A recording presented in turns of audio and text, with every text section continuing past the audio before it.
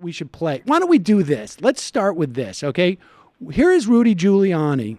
He is on Fox and Friends. This is yesterday.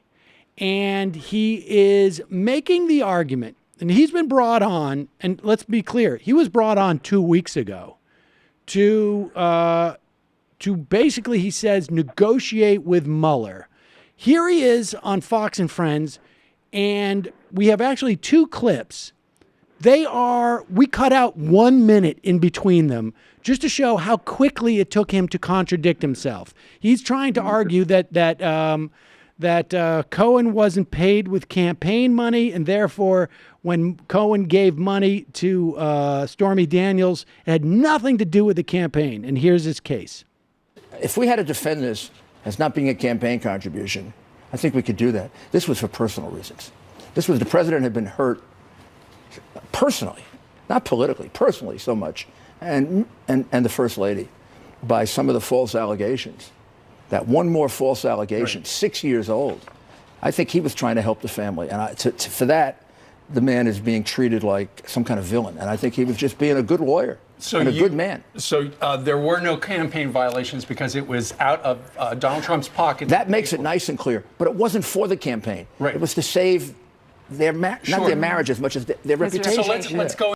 Okay, so there it is. It wasn't for the campaign. It was to save their marriage and their reputation. I have thought from the beginning that this has always been about a prenup deal with Melania, where she would get paid out millions if there was some type of public proof or some standard that was met in terms of him having an affair. But he says over and over again, it's personal, not political. Literally 1 minute later in that same interview, he says this. Couple $1 million, right? So you're saying that Stephanie Clifford made these allegations, told Donald Trump's lawyer, look, I'm going to go public, and denied them, and then said it wasn't true. However, imagine if that came out on October 15th, 2016, in the middle of the last debate with Hillary Clinton. So to make it go away, they made this. Cohen didn't even ask. Cohen made it go away. He did his job. Right. So I Yeah, there it is. Well, a minute later, he says, what if this comes out during the campaign? Yeah. No, you're absolutely right. And that makes it political. That is what puts it in the hands of the U.S. attorney. But, each time you hear something different, just like watching a movie more than once. First of all, Sam, I hadn't thought about what you said. I like that hypothesis of a prenup. That's probably likely. But, look, why would I need to pay someone if something is not true, absolutely untrue? Who does that? I mean, if he didn't know the woman, if he never had contact with her, I mean, anybody could say, Sam, that they're in the same room as you and I right now. They aren't. So we're going to pay him? We're just going to pay him off? That doesn't make sense. So to me, you're paying her to avoid embarrassment. Embarrassment for what? For a lie she might tell, or for her telling something that's actually true? I think that one of the smartest things that Mueller did was give this to the Southern District and take it out of his purview per se. I mean, I know he probably still has his finger in the pie, but remember, Ken Starr didn't do that. He brought the Monica Lewinsky and everything else over with him. Mueller, knowing that Trump may very well fire him, was smart to put it there. Lastly, what you just played was so reckless on Giuliani's part. I'm beginning to wonder if Giuliani has flipped and is actually working for Mueller or the Southern District. I mean, who needs friends? Who needs enemies with friends like that? This is unbelievable. It's also unfair to people with dementia to say that he has dementia. People with dementia don't criminally incriminate their friends. They may forget what time it is or where they parked the car, but they don't go on Fox and Friends and say things to incriminate their friends. So it's really not fair to people with dementia to say that. Well, that's super sloppy. I mean, I understand what he's trying to do, right? He comes in and he says, okay, he has a team, and he probably sends it to his associates and is like, where is the potential liability? And they now have access to a lot of the stuff that was taken from the Cohen raid, A. And then B, he must come in and so he's got that. He must come in and say, okay, where is our liability and what can we lie about? and create a story around so that it's not working. And then he literally, within a minute of making that story out, he goes on to prove it. Now, remember, this is a guy who has already been cited in a brief and a federal court case that reversed the Muslim ban because of what he said on TV, Rudy Giuliani. Yeah, that's true. That's a good point. Yeah, I'd actually forgot that. I'm glad you reminded us of that. But also, this, what you just played and what we're looking at, lends credence to the Washington Post reporting. And I'm not putting a lot of faith there normally, but they're saying no one else knew about this. That may make sense if, in fact, Trump and Giuliani huddled together privately and came up with the plan to handle this in this way. That would make perfect sense because neither one of them is a mental giant. Neither one of them is intelligent. I mean, all you would need, if my 15-year-old son was in the room, be like, maybe y'all shouldn't do that. But if they had no one else to intervene and say, that's probably not a good idea, they know better. Now, but watch this. They may have agreed to one strategy, but I believe when Giuliani gets over there at Fox and sits down with Hannity and Fox and Friends, it's like he's at home. He's sitting on their sofa. And I think all of them in that studio tend to forget that there are actually people watching them around the world. They're so in their own bubble and so much of a mutual admiration society. They get comfortable. Oh, yeah, man, hey, guess what? He probably thinking about was watching. Yeah, he paid her. He paid it. He reimbursed Michael Cohen. What? You don't say that out loud. So I think this puts him in very, very, very bad and irrevocable light. We should also add that the NDA that Stormy Daniels had to sign, to not talk about the thing that didn't happen, also requested any other subsidiary materials like tape recordings or videos or written documents of this event that never happened. So it's a little bit suspect in that. But I think you're absolutely right about they get into this bubble, and you can almost see like Hannity and Steve Doocy nervous that they're asking the wrong questions. They don't want to ask the question. They think they're asking questions that will be helpful, but they worry now that they're asking questions that are going to sort of dig a deeper hole. Well, we're just like the young lady on Fox and Friends. She asked a very logical question at one point, and it was a journalistic question. I don't remember exactly what it was. But because she asked that question and allowed him to dig a deeper hole, don't be surprised. You all better get her name. We may never see her again. They may just cancel her off the air. This is amazing. And then last night, Hannity goes on his own show and rails against the so-called mainstream media for covering Giuliani's appearance on his show. Like nobody was supposed to watch that. See, again, they think they're in their bubble and that they should just be left alone to be in their bubble. And the rest of us are supposed to go about our day. Oh, doop-de-doop-de-doo. He didn't just admit that Trump was fully aware and reimbursed Michael Cohen. It's really an alternate reality, an alternate universe. And let's play this clip of Donald Trump on the White House lawn. Remember now, this is 2 weeks into to Rudy being hired. Last night, apparently, Rudy Giuliani told NBC News that there is no daylight between me and the president on this. We're on the exact same page. And then within 12 hours. Rudy is a great guy, but he just started a day ago. But he really has his heart into it. He's working hard. He's learning the subject matter. And he's going to be issuing a statement, too. But he is a great guy. He knows it's a witch hunt. That's what he knows. He's seen a lot of them.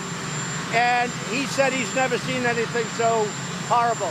As an example, 33,000 emails requested by Congress with a subpoena, and they get burned, they get deleted, and nobody says anything. Give me a break. So Rudy knows it's a witch hunt.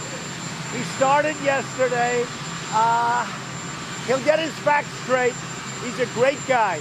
But what he does is he feels it's a very bad thing for our country. And he started yesterday. He'll get his facts straight. And, he started a day ago.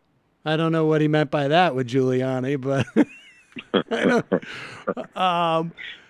And remember now, Giuliani, I think, had a hand in releasing those made-up questions that they surmised from what Mueller gave them. Again, that's to dull their effect amongst their audience in the Mutual Admiration Society. So, this is it's really a crazy time. I don't think we've ever seen anything quite like this. Giuliani was able to sort of ride his national image from 9/11 by repeating the words 9/11 over and over again for really like close to 8 or 9 years. Do you think he's just completely outmatched when on the national stage? This is a guy who never made it past New Hampshire, but everybody thought he was America's mayor.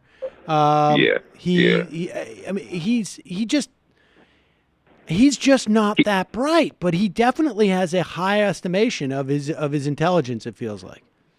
Well, if we really wanted to get, go Alex Jones, we would even say Rudy made 9/11 happen. Remember, he was despised in New York in every corner before 9/11 with the police issues that were going on as well as a number of other things. 9/11 saved him. So if we went down the Alex Jones rabbit hole, we'd say, well, anybody who benefited from something like this must have done it. Right. So, he literally, 9/11 did more for Rudy Giuliani than it did even for George W. Bush and all of his agenda. He rode that. People didn't even want to mention his name. They couldn't stand the sight of him. Remember when Abner Louima, the Haitian immigrant who was sodomized with a broom handle by the New York police. I don't mean to be so graphic, folks, but I just want to make a point. When he was sodomized with that broom handle, remember, Sam, the police were chanting, "It's Giuliani time, it's Giuliani time, it's Giuliani time." That was the image of Rudolph Giuliani. And if it hadn't been for 9/11, he literally would have not been rehabilitated in the public eye. And he wouldn't have been the faux celebrity on Fox News that he is now. Yeah, absolutely. I think people definitely forget that, and they also forget the fact that he had, basically a love shack overlooking the overlooking the site. And I would also say he had put the command and control in World Trade Tower 7 because he was also reportedly using that as a love shack and didn't want it in Brooklyn, despite the fact that his top advisors had said, you got to put this in Brooklyn because you put it downtown. You're in 93, there was an attempted, there was a bombing at the Trade Center. Yeah. So you wouldn't put it there, but he wanted it in that building. Incidentally. But just one other thing. Now, keep in mind, he wouldn't have been the Darcy. He's come back from the dead twice. He always talks about Hillary Clinton. He's fortunate to let him do that. He let his own base down. The Republicans anointed him to take out Hillary Clinton. He was supposed to get that Senate seat, but because of the very love shack you just mentioned, he disqualified himself. Hillary Clinton became a senator because Rudy Giuliani, presuming he might have been able to beat her, she became a senator because of his failings. And so whatever Frankenstein they think Hillary Clinton was, Giuliani helped enable that. I had forgotten about that. He was going to run. Yep, I remember now. And the love shack killed him. Rudy Giuliani is the gift that keeps giving. And I think, the real question is, I wonder how much longer he's going to be able to, at one point, is there anybody in the White House left to tell Donald Trump, like, hey, he's actually getting you in hotter water now? Because there was a report, I guess today, Donnie Deutsch on Morning Joe said Cohen told him, I guess they have breakfast together occasionally, that Giuliani doesn't know what he's talking about. And so it seems like there's just going to be so many different stories that are going to be out there, and this may confuse things with Donald Trump's base. But at the end of the day, this is going to come down to, a report by an investigator. I don't think they can indict him, but there's going to be somebody's telling a lie here. Yeah, well, one old adage or cliche, as I was saying to my audience yesterday, that has kind of governed my thought in moments like these is the old saying, there is no honor amongst thieves. these guys, for whatever reason, even when Trump calls them, whatever they're getting out of it, whether it's a check, whether it's some notoriety to say I was involved in the case, come in long enough, do it. Even if you don't stick around, you get whatever you get out of it. And they're all using. Pretty soon he's not going to be able to trust anybody. It's going to be just like Nixon. He's going to be paranoid and alone in the White House because none of this makes any sense. It is, this makes Nixon's behavior look like a paper cut. And as far as indictment is concerned, I mean, I think that is a long shot. But I'm going to tell you something, Sam. I think it's high time, and I hope Miller is listening to challenge that. It's really never been brought to a challenge. They were about to do it with Clinton. Let's be clear. If Clinton had not gone on ahead and been willing to testify via video, not only were they going to subpoena him, they were going to try to find a way to indict him. Clinton just avoided all of that. So they would do it to one of ours, but one of ours being a Democrat, or one of ours is not on the right. So they won't hesitate. So for anybody to hesitate or speculate, it shouldn't be tested here. I think we need to reconsider that. And how is it that anybody can be completely above the law? That just doesn't make sense. And I think even the so-called founding fathers themselves would, just like I think they would reconsider the Second Amendment, they would reconsider anything that would allow a president not to face any type of charge or scrutiny, because the very nature of the Congress is political. They have the majority, so they're not going to vote to impeach. If we don't have 2/3 in the Senate, they're not going to remove. But this behavior is egregious. He's flouting it in front of our faces. He has no remorse. He's just like, I'm going to do whatever I want to do. This is the same man who said, I can go out and shoot somebody in the middle of Fifth Avenue and get away with it. And that's precisely what he's doing now, metaphorically. But I mean, but let me just, because I tend to think that we should not have a situation where you have presidents who can be indicted while they're in office beyond the process for indictment, which is called impeachment. And I agree with you. It's not going to happen with the Republicans, but that doesn't have to be. I mean, that is a failure of Republicans. If anything, I feel like the founding fathers would say, why do you guys still only have 435 congresspeople? You need to have 3 times that amount so that there's a certain amount of accountability if any of these chumps don't actually say, like, hold this guy to account. And right. I mean, I don't know. I agree. What I'm saying is, you're right. I mean, there are ways to do it, and probably certain thresholds. I mean, for God's sake, if a president shot somebody in the head, would we really not want something done? I mean, that would have to be certain high crimes. And I think what he's committed is a high crime. I'm not talking about necessarily the Stormy Daniels piece, but I mean, colluding with another country to be, and really, and I'll be honest with you, I don't know whether collusion is the right word. I'm employed by SiriusXM. I'm not colluding with SiriusXM. Donald Trump may very well have a W-2 from Moscow, and Mueller's going to find it. So he may be a full-blown agent. So do you he really may have think his that? W-2. Do you think that? Do you think that's the case?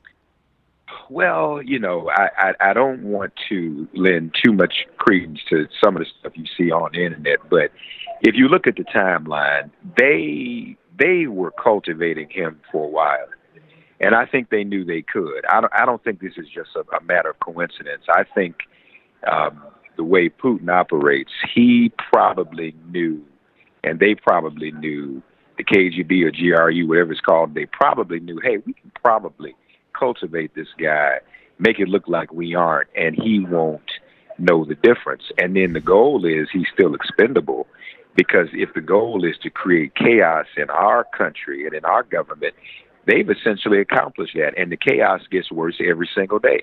And Putin can sit back in his easy chair and just laugh all the way home. He got 2 for the price of 1. He hated Hillary. He knocked her out. And now he has somebody who is at worst a puppet, at best a buffoon, that's going to cause the government to fail in office. So, they won. And in fairness, hey, the CIA has done this. The CIA has gone in other countries, as we all know, and manipulated political outcomes and whatnot. We're not pure in this. In fact, you remember Trump has said that himself. Well, you don't know how many people the CIA has killed. So he knows. And remember when he said that? Yeah. And I mean, he pretty much admitted it. We all know that. I mean, we like to pretend as if we're pure. So I've even said sometimes those chickens and to quote Malcolm X, sometimes those chickens do come home to roost, and maybe that's a part of the thing too. This is another chicken that's come home to roost, and Putin has managed to fully exploit it and take full advantage of it. That's very possible. There's a bunch of guys at Langley who are just going, we have had a failure of imagination for years. We would have never, ever done something this audacious where we would take a total moron and try and make them president of another country. We always look for some baseline of competency because how could this ever happen? But